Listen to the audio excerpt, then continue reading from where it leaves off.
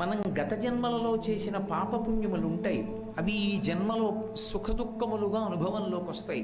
దేవీ భాగవతంలో వ్యాసుడు అంటాడు, కాలోహి బలవాన్ కర్త సతతం సుఖదుఖయో నరాణం పరతంత్రాణం పుణ్యపాపానుయోగత అంటాడు. ఏదో గతంలో చేసిన పాపం పుణ్యం ఉన్నాయి, అటువంటి వారికే మర్త్యలోకంలో జన్మనిస్తారు. ఎవరికి తెలుసు? ఒక్క పరమేశ్వరుడికే తెలుసు, మనకి తెలియదు. ఆయన వాటిని లెక్కలో పెట్టుకుంటాడు. పెట్టుకుని ఇవాల్టి రోజున వీడికి పాపానికి ఫలితం ఇస్తున్నానంటాడు. ఆ రోజున దుఃఖించాలి. ఒక రోజున చేసిన పుణ్యానికి ఫలితం ఇస్తున్నానంటాడు, సుఖిస్తాడు, నవ్వుతాడు. ఓ రోజు ఏడుస్తాడు, ఓ రోజు నవ్వుతాడు. ఒక రోజులోని ఓ గంట నవ్వుతాడు, ఓ గంట ఏడుస్తాడు. ఇది పరమేశ్వరుని యొక్క లీలా విలాసం. ఆయన కర్మ ఫలితాన్ని అనుభవింపచేస్తాడు శరీరాన్నిచ్చి. ఇందులో శోకము రావడం అంటూ జరుగుతుంది. మనుష్య జన్మ యందు శోకము లేకుండా ఉండదు. అసలు మొట్టమొదట ప్రాథమికంగా ఈ విషయాన్ని ఎట్టి పరిస్థితుల్లో అంగీకరించవలసినదే. నాకు ఏ కష్టం ఉండకూడదండి, నాకు ఏ దుఃఖం ఉండకూడదండి అంటే అసలు మనుష్య జన్మలో ఉండడు. మనుష్య జన్మలో ఉన్నాడు అంటే దాని అర్థం ఏమిటంటే సుఖము దుఃఖము రెండూ అనుభవించి తీరవలసిందే.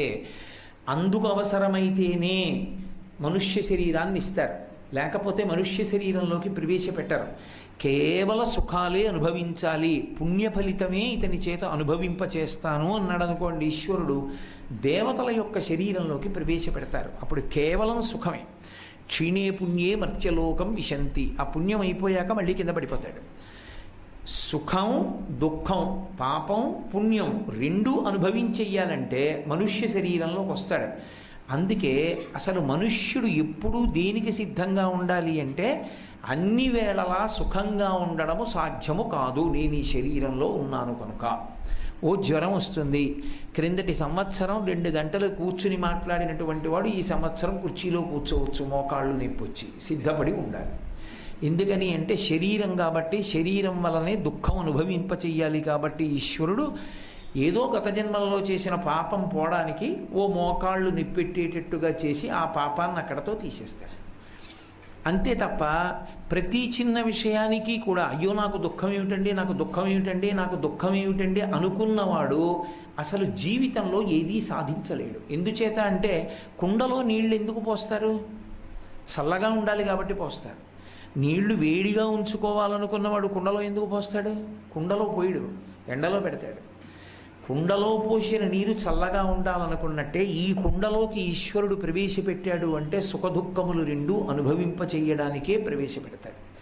కాబట్టి దుఃఖస్పర్శ లేకుండా ఏ మనుష్యుడు ఉండడు. ఆ వచ్చేటటువంటి దుఃఖం, ఆ వచ్చేటటువంటి శోకం అకస్మాత్తుగా వస్తుంది. ఒక్కొక్కసారి ఏదో తెలిసి చెప్పి ఈశ్వరుడు ఇవ్వడు పాపానికి ఫలితాన్ని.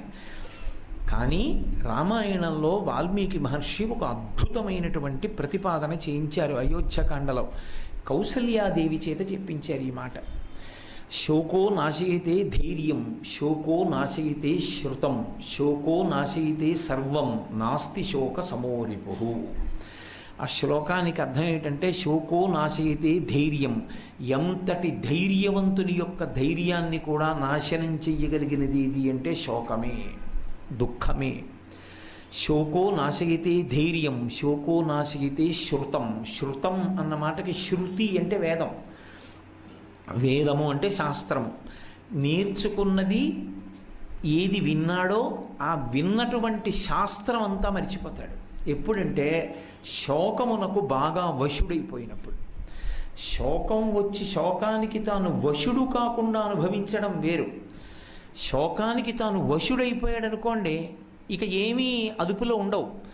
శోకానికి వశుడు కాకుండా శోకానుభవంలో ఉన్నాడు అనుకోండి, పర్వాలేదు, అప్పుడు ప్రమాదం ఏం రాదు. శోకానికి బాగా వశుడైపోయాడు అనుకోండి, చాలా తీవ్రమైన ప్రమాదానికి వెళ్ళిపోతాడు. శోకో నాశయితే శృతం, శోకో నాశయితే సర్వం. శోకము సర్వాన్ని నాశనం చేసేస్తుంది. నాస్తి శోక సమోరిపు. అది దాని స్వభావం ఎందుకయింది అంటే, శోకము యొక్క స్వభావం ఏమిటి అంటే ఎవడు దానికి వశుడవుతాడో వాణ్ణి నాశనం చేయడమే దాని లక్షణం. అందుకే శోకము రిపు శబ్దం వేశారు వాల్మీకి మహర్షి, శత్రువు అని పిలిచారు. అది చాలా ప్రమాదకరమైనది సుమా. శోకమునకు నువ్వు వశుడవైపోతే ఎంత ప్రమాదకరమైన స్థితికైనా వెడతావు. మీరు చూడండి, మీకు తేలిగ్గా అర్థం అవడానికి నేను ఒక్క మాట చెప్తా. విశేషంగా శోకానికి వశుడైపోయిన వాడు 2 మాటలు అంటాడు. ఒకటి, చంపేస్తానంటాడు అవతల వాడిని. అంటే తన శోకానికి వాడు కారణం అనుకున్నాడు అనుకోండి, వాడిని చంపేస్తానంటాడు. లేదా ఇక తాను ఆ శోకాన్ని తట్టుకోలేననుకున్నాడు అనుకోండి, నే చచ్చిపోతానంటాడు. ఈ 2 దూష్యములే. ఈ 2 మాటలు నరజన్మలో అనకూడదు. నేను మీతో ఒక మాట మనవి చేస్తాను. ఆమరణ నిరాహార దీక్ష సంకల్పము మహాపాపము.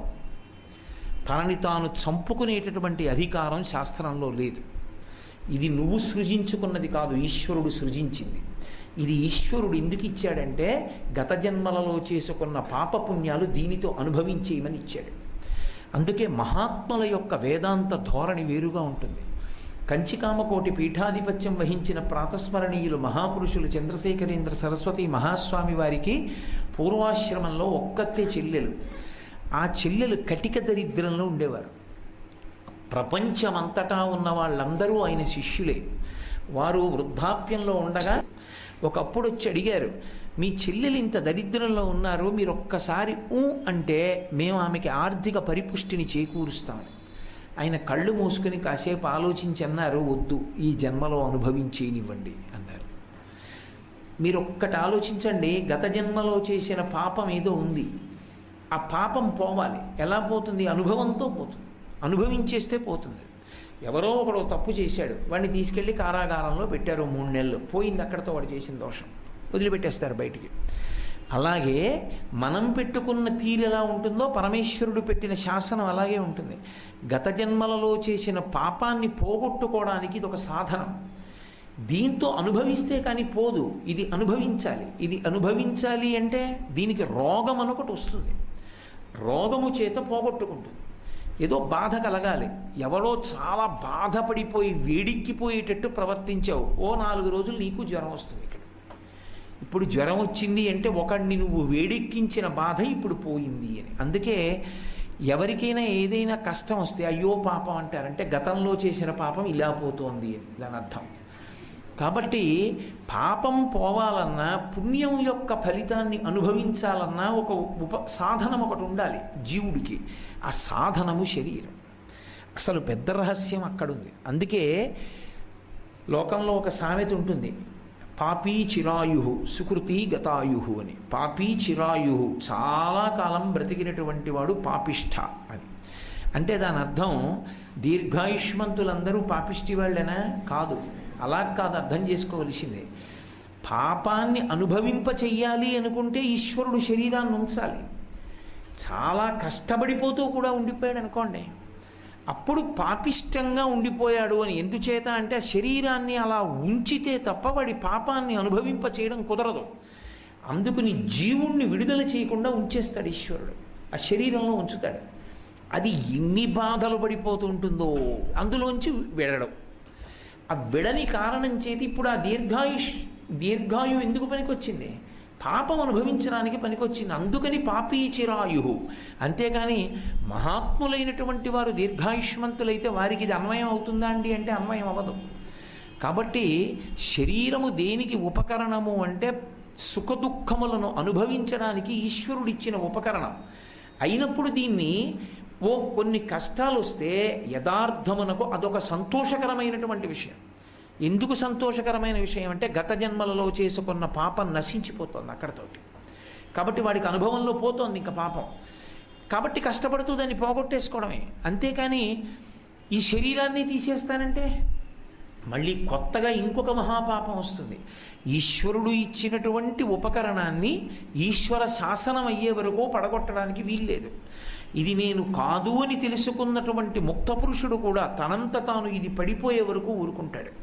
అందుకే ఇది నేను కాదని తెలుసుకుని ఆత్మగా ఉండిపోయిన వాడిని జీవన్ముక్తుడు అంటారు. ఆయన శరీరం పడిపోయిన తర్వాత విదేహముక్తి పొందాడు అంటారు. 2 మాటలు అందుకు వచ్చే శాస్త్రంలో. అందుకే భగవాన్ రమణుల దగ్గరికి వెళ్ళి ఈ శరీరంలో ఎందుకు ఉండిపోవాలి, ఇది నేను కాదని తెలిసినా కూడా అంటే వారు అద్భుతమైన మాట చెప్పారు. విస్తరాకు యొక్క చిట్ట చివరి ప్రయోజనం ఏమిటి? పెంటకుప్ప మీద పడేయడమే.